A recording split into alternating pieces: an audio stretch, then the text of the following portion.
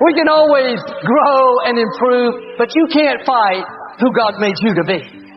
Don't go your whole life wishing you were something different, wishing you had a better personality, wishing you were more talented, wishing you were like your neighbor, when in fact you're exactly who you're supposed to be.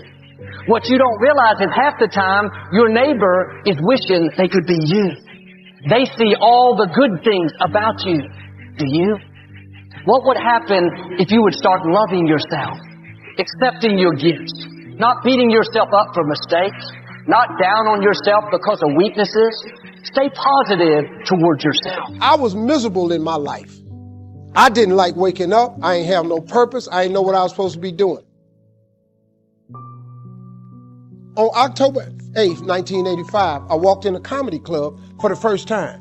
Signed up for the following week. The following week, a girl took me down there. She said, "You got to go to comedy club. You're the funniest person I've ever met." I never even heard of comedy clubs. I'm 27. I walked in the comedy club. I signed up for the following week. I'm going to sit here and learn. I knew I was funny. I just didn't know what to do with it. They had 10 acts go up. 9 of them went up. I didn't laugh at one joke. I was just sitting there man, I wish that was me. Man, they should have said this. Every joke they told, I knew the punchline before they said it, and I wrote a better punchline in my mind, what they should have said. It got to guy number 10, they called his name, he wasn't there. They said, "Well, he's not here. We're going to go to next week's list. Steve Harvey, where are you?" Long story short, I won amateur night that night. I won $50. It was a 45-minute drive to my house with this girl named Gladys. I cried 45 minutes. She said, "What you crying for? It ain't but $50. I said, No, you don't even understand. I was born to that. I now know what I'm supposed to do." I went to work the next day, October 9th, and quit my job. With $50. I had nothing. I just never gave up. I'm going to tell you something. That decision cost me everything I had. I lost everything. I lost my family. I lost friends. I lost everything. I came homeless. I lived in the car for 3 years. Well, I just saw this. I saw this vision. I just pursued it. I said, wow, that's it. You have to take chances in life. Life is about risk. If you play it safe in life, you ain't gonna have much of a life. If you play it safe, you won't have much of a life. Life is risk. It takes courage to pursue your dream. Now, it's gonna cost you something. Most people are not willing to pay what it costs to go after your dream, because you're gonna have to hurt a little bit. And most people don't like being uncomfortable. If you don't want to be uncomfortable, please do not pursue success, because success is a very uncomfortable feeling. And I just learned to be comfortable being uncomfortable. Life is hard. See, for every time you have a plan, a dream, an aspiration, or a goal, do you know what happens every time you have one of those? This thing comes along called life. It happens to everybody. Life has disappointment. It got peaks and valleys. You're going to lose somebody you care about one day. That's a valley. Somebody going to close the plant you thought was going to stay open so you could retire. That's a valley. Somebody going to fire you for an unjust cause. That's a valley. The people that got your credit card going to sell their company, going to sell their business to another credit card company. Your 18% go up to 26%. You don't even know why now your minimum didn't change, because it's life. You can stop thinking that life fitting be easy, because I got news for you, it ain't. That's a false hope to think you're going to have a wonderfully carefree life. That's unthinkable. We all live in this bubble. What you got to do, you got to put more air in your bubble. You got to blow your bubble up. Expand yourself.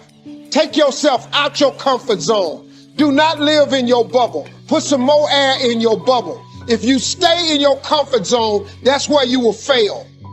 You will fail in your comfort zone. Success is not a comfortable procedure. It is a very uncomfortable thing to attempt. So you got to get comfortable being uncomfortable if you ever want to be successful. Start putting some pressure on. Put some pressure on yourself. Get out here and get about it. Look, I love to sugarcoat this thing for you. I love to tell you, look, you can go out here and get rich, do a couple of things. That ain't happening.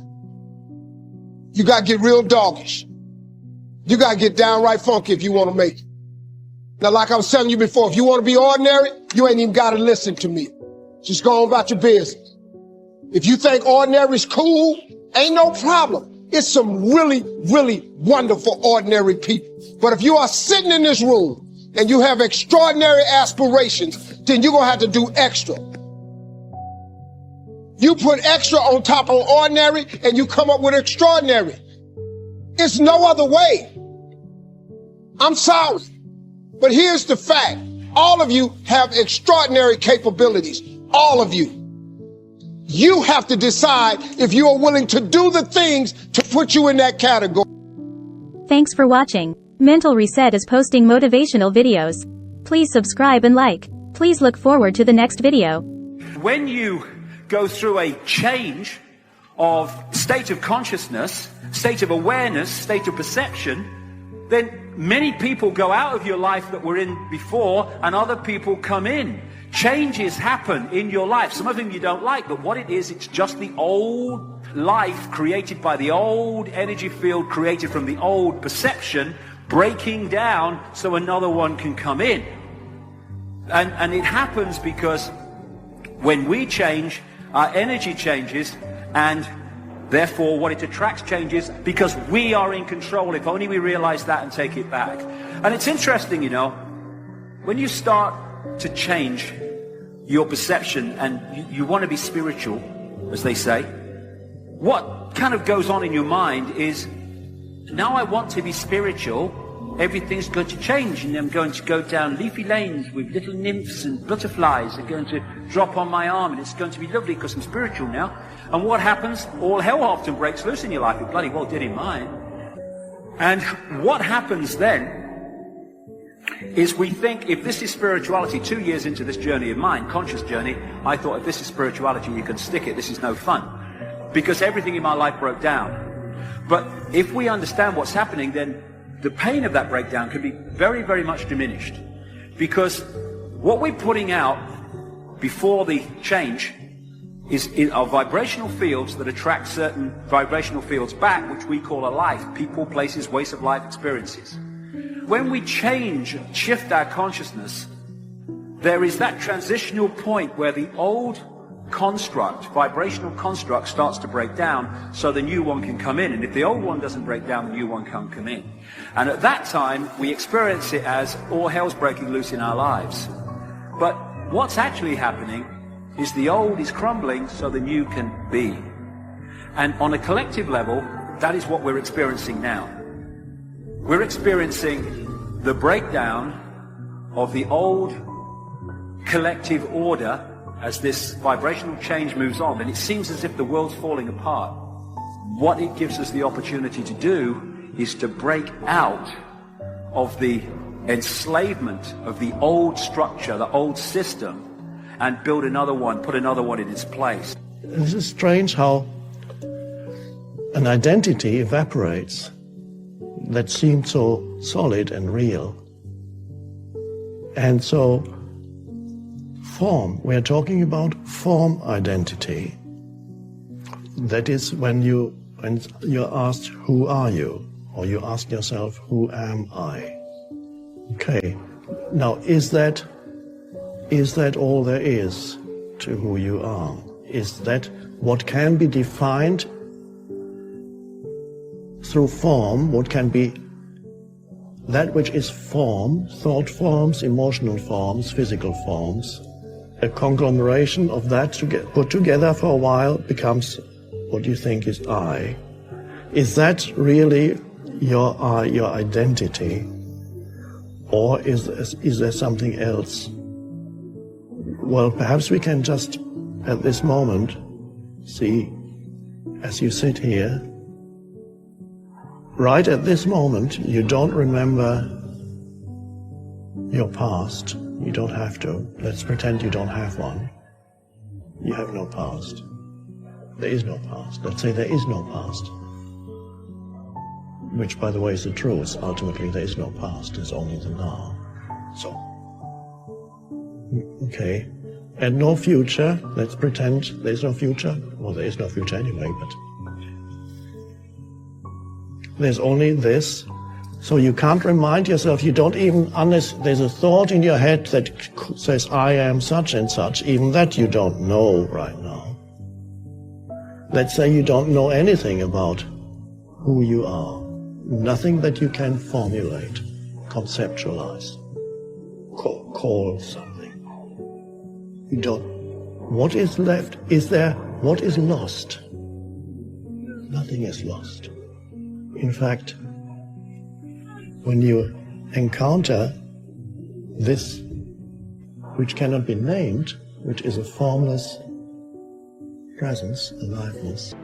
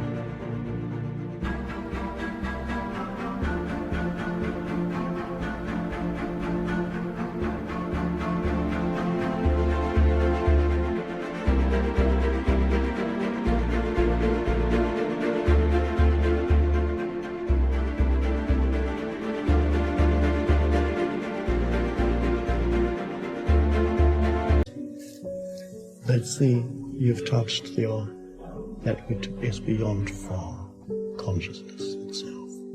And that is identity. That is where your sense of I comes from. And so you are more truly yourself when you don't remember your past than when you do remember your past. And you are more truly yourself when there's not a single thought in your head than when you are full of thinking about me and my problems.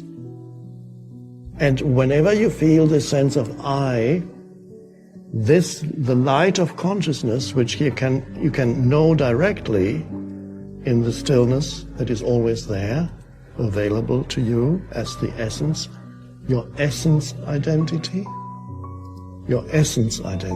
timeless, that's always there. And that is one with universal consciousness. It's just coming through this form. Straightforward. If you're obsessed by memories of the past, more than 18 months old, and most of those are negative, so anxiety-provoking most often, then there's a lot of you that's stuck in the past. And what that means is you didn't map the territory well enough. But in any case, if you have memories like that, you remember them, they make you feel anxious and negative, you're stuck back there. Your body is still reacting as if there's an emergency that could happen again that you haven't fixed. And it doesn't matter if it was your fault. That's irrelevant. The alarm system doesn't care. Like, when your smoke detector goes off, it isn't relevant whether it was your fault. The smoke detector just says, house is on fire. And that's a bad thing. And your anxiety systems are like that.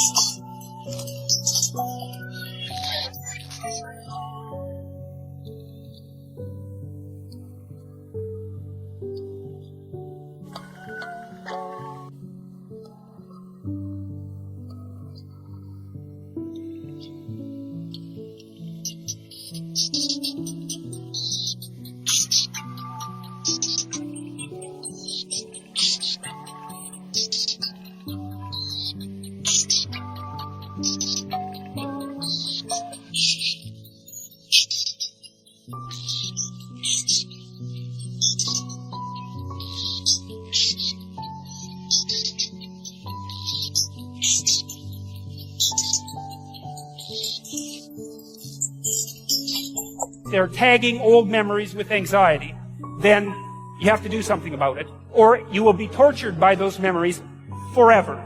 because that's how the alarm system works. So maybe you need to go back there and clean things up. You got to figure out, okay, well, how do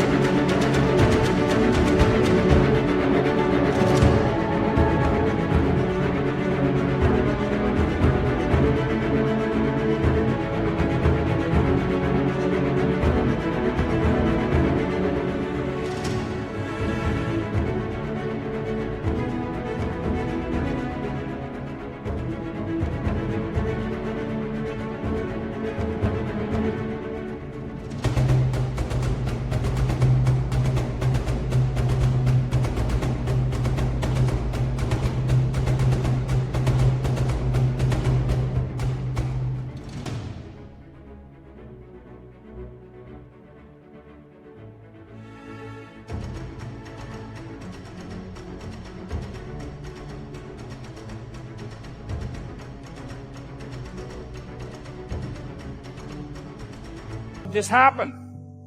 What sort of role did I play? Even if it's a minor role, that doesn't matter, because the point is that you don't want to be put in the same vulnerable position again. So anything you can do to strengthen yourself is good. You know, and often if it's a really old memory, like maybe you were a child, you're not a child now, so you probably have a variety of techniques at hand that you could use to deal with a situation like that if it came up now. And so you have to update that part of your brain that still thinks you're 4. And lots of people have parts of them that are still stuck in some traumatic childhood experience. And they don't... I had a friend like that who had a terrible childhood. And I mean, really, I've had clients with terrible childhoods. And his was like top of the lobster hierarchy in terms of terrible childhoods. And whenever he had a dream about it, which was very often, he was 5 in his dream. He's 58. You know, he's not 5. But hadn't been updated, so he was still 5 in his dreams. It was a complete bloody nightmares for him, complete with all sorts of terrible physiological symptoms, really hurting his life. He couldn't get himself updated. He's much older in his dreams now, by the way. He's up to about 45, so which is way better than 5, you know, because you can't fight back when you're 5, but you can fight back when you're 45, especially if you have some experience at your disposal.